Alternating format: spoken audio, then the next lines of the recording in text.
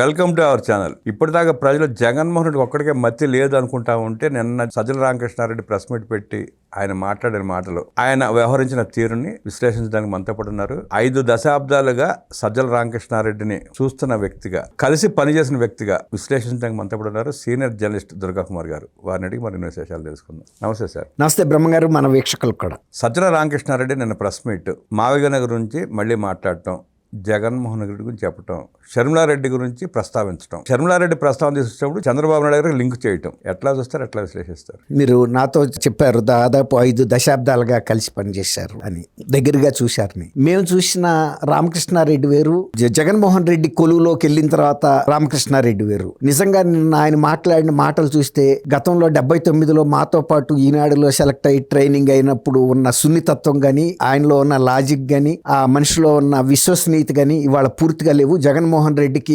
తమ్ముడుగానో లేకపోతే అన్నగానో ఒక బాబాయ్ గానో ఉన్నాడు. అప్పుడు అంత సున్నితంగా ఉండేవాడు. ఖచ్చితంగా అతను ఒక వామపక్ష కుటుంబం నుంచి వచ్చిన వ్యక్తి అండి. ఆయనకి సిపిఐ వాళ్ళతో చాలా సన్నిహిత సంబంధాలు ఉండే, వాళ్ళు కూడా మా పార్టీ సానుభూతి పరుడు అని చెప్పుకునేవాళ్ళు. అందుకే నేను ఆ మాట అంత ధైర్యంగా చెప్పగలిగా. కానీ ఇప్పుడు పూర్తిగా బుద్ధిని కోల్పోయాడు. జగన్మోహన్ రెడ్డి కన్నా కూడా ఇంకా 2 డిగ్రీలు ఇంకా తక్కువకు పడిపోయాడు అనేది ఇప్పుడే నాకు అర్థమైంది. అతను మాట్లాడిన మాటలకి అర్థమే లేదు.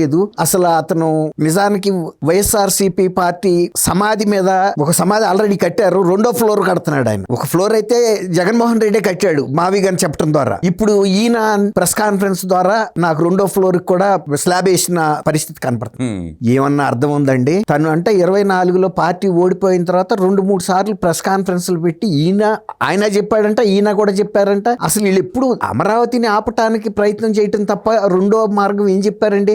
అసలు ఫస్ట్ టైం ఆయనే కదా ఫస్ట్ నా దగ్గర ప్లాన్ బి ఉందని తీసింది.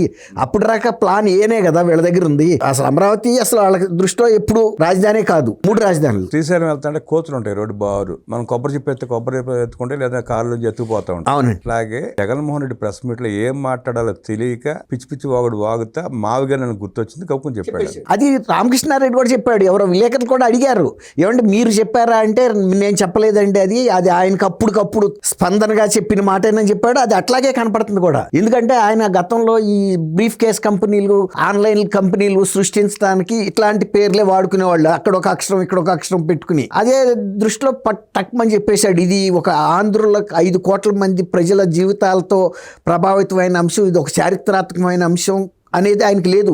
ఎంతసేపు అమరావతిని ఆపటం కోసం చేసిన ఆఖరి ప్రయత్నాల్లో ఇది కూడా ఒకటి. ఎందుకంటే అదే రోజు లోక్సభలో అమరావతిని రాజధానిగా బిల్లు పెట్టి పాస్ చేస్తున్నారు. చివరి ప్రయత్నంగా చేశాడు అంతే తప్ప తను అంతకుముందు స్థాయికి చివరి ప్రయత్నంగా జగన్ రెడ్డి చేస్తే ఆపేస్తాడండి, ఆగిపోతాయంటండి అక్కడ ఉన్నా. అది చెప్తున్నాడు ఇతను కూడా.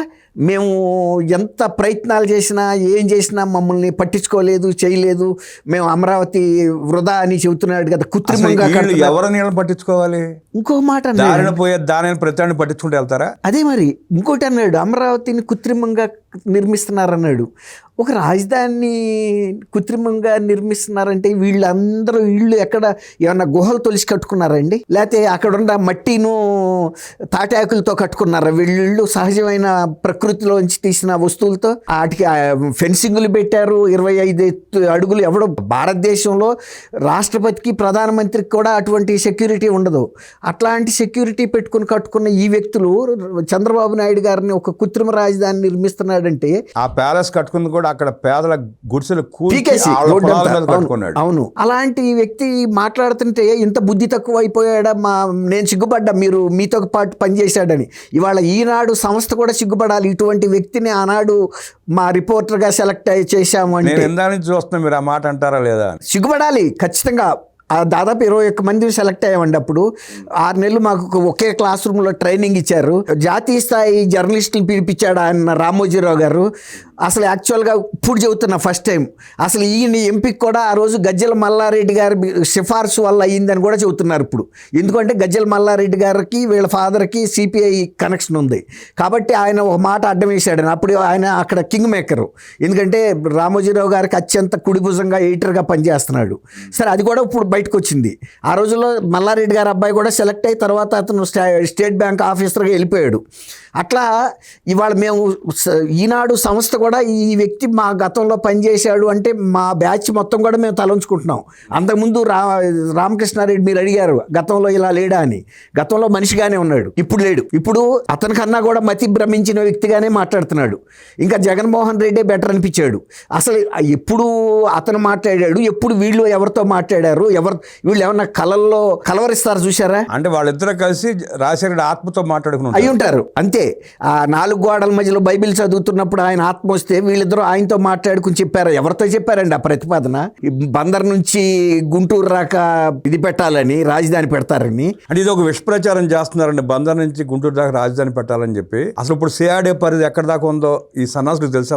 తెలియక మాట్లాడేది. ఇవి దాదాపు అంతా కవరేజ్ అక్కడే ఉంది, ఇంకా ఏం లేదు అక్కడ. ఇతను చెప్పేది ఆల్రెడీ అక్కడ డెవలప్ అయిపోయింది. నిన్న ఒక ఆయన వెలగపూడి గోపాలకృష్ణ గారిని, ఆయన కూడా ఆ ప్రాంతంలో ఉండి ఆయన చెప్పాడు, బుద్ధి ఉండి మాట్లాడుతున్నారా, బుద్ధి లేక మాట్లాడుతున్నారా, ఒక్క సెంటు భూమి మీరు సేకరించగలుగుతారా అని అడిగాడు. వీళ్ళు ఇచ్చిన స్ట్రెచ్ ఆల్రెడీ డెవలప్డ్ అండి. వీళ్ళకి అవగాహన లేక తాడేపల్లి ప్యాలెస్ నుంచి బయటికి రాక అక్కడ కృష్ణా గుంటూరు జిల్లాల భౌగోళిక సామాజిక పరిస్థితులు ఆర్థిక పరిస్థితుల మీద అవగాహన లేక మాట్లాడుతున్న పిచ్చి మాటలు. ఇంకా వాళ్ళు ఆ పులివెందుల మైండ్ సెట్ లోనే ఉన్నారు. అక్కడ చేపల అంగడబెట్టి భుజాలు గుద్దుకున్నాడు చూసారా, సంకలు గుద్దుకున్న తీరులో మాట్లాడుతున్నారు. ఆల్రెడీ వాళ్ళు చెప్పినదంతా డెవలప్డ్ ఏరియానే. ఆయనే మధ్య మధ్యలో కూడా చెప్పాడు 30 లక్షల మంది విజయవాడలో ఉన్నారు, 20 లక్షల మంది గుంటూరులో ఉన్నారని. ఇక నువ్వు అక్కడ చేసేది ఏంటి? ఆల్రెడీ డెవలప్ అయిన ఏరియాలో వాళ్ళకి ఎంత కావాలో అంత డెవలప్మెంట్ విజయవాడ, గుంటూరు, మచిలీపట్నాల్లో ఉంది. అదొక మేజర్ పోర్ట్ గా డెవలప్ అయిపోతుంది. ఇప్పుడు పరిపాలనకి సంబంధించి అమరావతి నిర్మిస్తున్నారు. ఇప్పుడు వాళ్ళు 5 సంవత్సరాలు ఇంకోటి చెప్పాడు, కేంద్రంలో వీళ్ళకి బాగా పలుకుబడి ఉంది కాబట్టి అక్కడి నుంచి కేంద్రంలో ఇవాళ పలుకుబడి ఉంటుంది ఏంటి? దానికి శంకుస్థాపన చేసింది ఎవడో రామకృష్ణారెడ్డి మర్చిపోయాడా? ఆ రోజు ప్రధానమంత్రి కాదా? ఆ రోజు ఆయన ప్రధానమంత్రిగా శంకుస్థాపన చేసినప్పుడు ఆయనకు ఆ బాధ్యత లేదా? కాబట్టి ఆయన దాన్ని డెవలప్ చేయడానికి వాళ్ళ కేంద్ర సచివాలయాన్ని కూడా అక్కడ కడుతున్నారంటే దేశానికి 2వ రాజధానిగా కూడా దాన్ని ప్రొజెక్ట్ చేస్తున్నారన్న మాట కూడా వాళ్ళకి వినపడుతుందా? రాష్ట్ర రాజధాని తర్వాత మాట. ఎందుకంటే రాబోయే రోజుల్లో ఇది చాలా హబ్ గా అవుతుంది విజయవాడ. బుల్లెట్ ట్రైన్స్ కూడా అమరావతిని కలుపుతా ప్లాన్ చేస్తున్నారు కేంద్ర ప్రభుత్వం. అమరావతి భారతదేశ రెండో రాజధాని. అట్లాంటి పరిస్థితుల్లో ఇంకా వీళ్ళు ఇక్కడే ఉన్నారు. ఏదో అమరావతి ఆయన కేంద్రంలో ఉన్న దీంతో వేరే వాటికి ఉపయోగించుకోవచ్చు కదా అని ఆయన అమరావతికి ఉపయోగిస్తున్నాడు ఆయనకున్న పరపతిని. మీరు 5 సంవత్సరాల్లో మీ మీద ఉన్న కేసుల్ని, వివేకానంద రెడ్డి గారి కేసుని ముందుకు వెళ్లకుండా వీటికి ఉపయోగించుకున్నారు మీరు. అది అందువల్ల ఎక్కడున్నాయో అక్కడ వేసిన గొంగళి అక్కడే అన్నట్టుంది. సునీత్ గారు ఇంత తిరిగినా కూడా సునీత్ గారి వల్ల ఏమీ కాలేపోయింది. తర్వాత షర్మిల గారి గురించి, షర్మిల ఒక జాతీయ పార్టీ అధ్యక్షురాలు. వాళ్ళు ఆ బిల్లుకి లోక్సభలోను రాజ్యసభలోను నిర్ద్వందంగా సమర్థించారు. అట్లా సమర్థించినప్పుడు ఆమె అమరావతిని సమర్థించకుండా వ్యతిరేకిస్తాం. మీలాగా బుర్ర లేకుండా ఆమెకి ఏమైనా విలువ ఉంటుందా? కాంగ్రెస్ పార్టీకి విలువ ఉంటుందా? రాష్ట్రాన్ని విడగొట్టింది కాంగ్రెస్ పార్టీ. ఆనాడే హామీ ఇచ్చారు వాళ్ళు రాజధానికి కోఆపరేట్ చేస్తామని చెప్పి. వాళ్ళ మాట తప్పి మడమ తిప్పితే జగన్మోహన్ రెడ్డి అవడా, రాహుల్ గాంధీ కూడా ఎందుకు అవడు? మరి అందుకే ఆయన కనీసం జ్ఞానం ఉపయోగించి చిన్నాడైనా కూడా ఖచ్చితంగా నిలబడ్డాడు.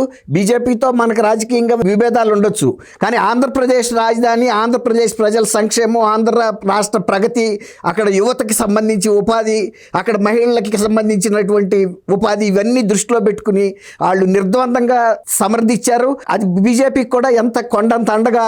అసలు ఒక్కళ్ళు ఎవరన్నా వ్యతిరేకమైన ఒక మాట ఎవరన్నా మాట్లాడారు అంటే అది వైఎస్ఆర్సీపీ.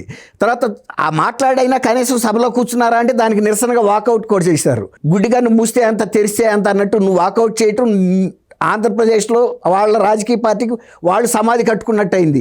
దీన్ని ఇంకా జీవితంలో వాళ్ళు అసలు సమర్థించుకోలేరు. వాళ్ళు చేసిన తప్పు చాలా తప్పు. ఇప్పుడు ఆ తప్పుని సమర్థిస్తూ రామకృష్ణారెడ్డి ఇంకా ప్రచారం చేస్తున్నారంటే జగన్మోహన్ రెడ్డి ఇక జీవితకాలంలో మళ్ళీ తలెత్తే పరిస్థితి ఉండదు ఆ రాజకీయ పార్టీకి. అక్కడ ఆంధ్రప్రదేశ్ ప్రజలు అంత అమాయకులైతే కాదు. ఖచ్చితంగా వాళ్ళకి రాజకీయ పరిజ్ఞానం ఉండబట్టే 24లో 11 సీట్లు ఇచ్చారు. అదైనా కూడా వాళ్ళు ఇచ్చిన తీర్పుని శిరసా వహిస్తారని నమ్మారు. ఇప్పుడు శిరసా వహించకపోగా ఇంకా ఆంధ్రప్రదేశ్ మేము దెబ్బ కొట్టే పని మీదే ఉన్నాం. కాబట్టి ఇప్పుడు ఈ ప్రెస్ కాన్ఫరెన్స్లు వీళ్ళ మాట తీరు చూసిన తర్వాత ఆ 11 సీట్లకు కూడా మంగళం. హిందూ దేవతలు పరిపాలించిన అమరావతి, ఆ అమరావతి పేరు ఉచ్చరించడం లేక జగన్మోహన్ రెడ్డి తప్పిసి తిరుగుతా మాఫియా గన్ను అని తిరుగుతున్నాడు. అంటే హిందువుల పట్ల, హిందూ మతాల పట్ల విశ్వాసం లేక, ఆ పదం కూడా ఉచ్చరించడానికి ఇష్టం లేక జగన్మోహన్ రెడ్డి అలా మాట్లాడుతున్నాడు అనుకున్నా, సజ్జల రామకృష్ణారెడ్డి ఒక హిందువుగా అమరావతిని ద్వేషించగల కారణం జగన్మోహన్ రెడ్డి కోసం అంటారా, లేదంటే జగన్మోహన్ రెడ్డి విధించే మెతుకుల కోసం అంటారా? అంతే. జగన్మోహన్ మీరు చెప్పిన సమాధానమే నేను కూడా చెబుతా. ఆయన ఎంగిలి మెతుకులకు అలవాటు పడ్డాడు కాబట్టి ఆ ఎంగిలి పాటలే పాడతాడు, ఎంగిలి మాటలే మాట్లాడతాడు.